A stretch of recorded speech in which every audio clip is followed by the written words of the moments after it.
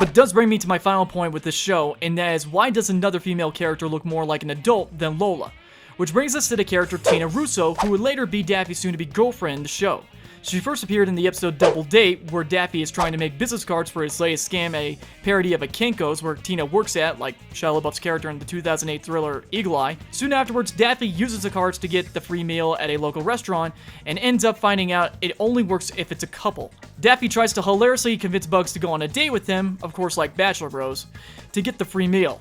Bugs convinces Daffy to try asking out Tina on a date. He eventually asks for Lola's help to try to win over Tina, but almost ends up backfiring due to Lola falling for Daffy thanks to a love note she wrote for him to get Tina's attention. Talk about a confused woman.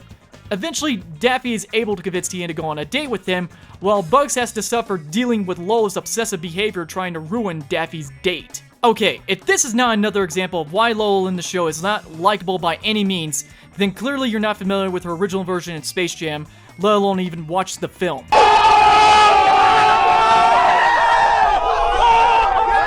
As for Tina herself, she soon ends up falling for Daffy later in the show, confirming her to be his girlfriend that likes him despite his usual traits of being a liar, egomaniacal, sassy, unapologetic, yet Tina still accepts him for who he is.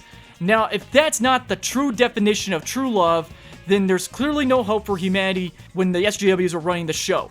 Hell, I ship Tina and Daffy more than Bugs and Lola in the show, since Tina is more like how women should be rather than shouldn't in regards to Lola. Fine. But you are making a huge mistake. Tina's crazy. She's a crazy person. She's a crazy, fake name person who's probably a stalker.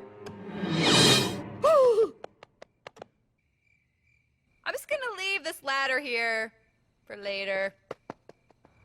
Also with Tina's design, she looks more like how Lola could have been, considering it's shown in a few episodes that Tina has curves and boobs, as seen here in the Season 2 episode Year of the Duck, where Tina's running in the local beauty pageant against human females and, shockingly, Porky Pig.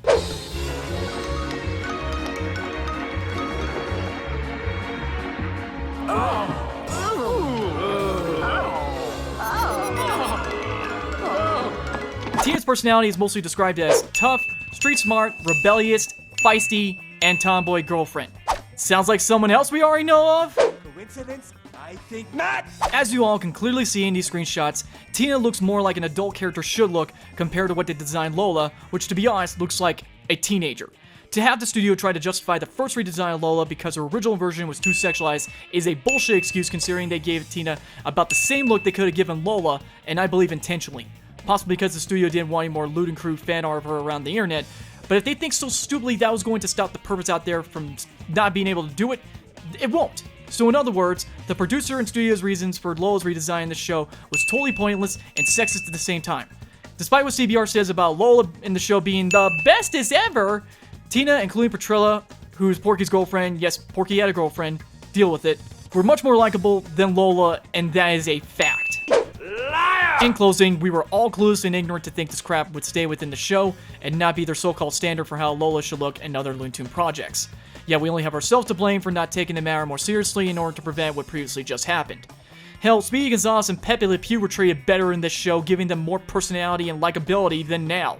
I mean, I can look past the fact that the Looney Tunes show was like an animated version of Friends, yet turning Gossamer the monster to be like a child, treating Taz like a dog. Ever heard of Tasmania? Down in Tasmania, come to Tasmania. When Topsy meets Tubby, they start to spin like a Tasmanian devil and his closest kin.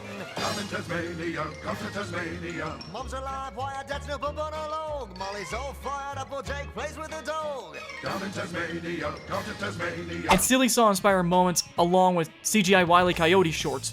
But I will not ignore the fact that the producers treated Lola like crap, into a pale imitation of her once fun, sexy, badass self, into an annoying, manipulative character, but gave all that love and care to Tina and Petrilla, which proves there was a behind-the-scenes bias going on. In short, the Looney Tunes show, in general, is something to have a love-hate relationship with. Need I say more? Well, that's that. Hey guys, it's Retromeister again. Thank you for watching this video. If y'all enjoyed it, definitely share, like, and subscribe to my channel for more content coming up soon, and support in the battle for alternative media. You guys stay awesome, and I'll see you all in the next video.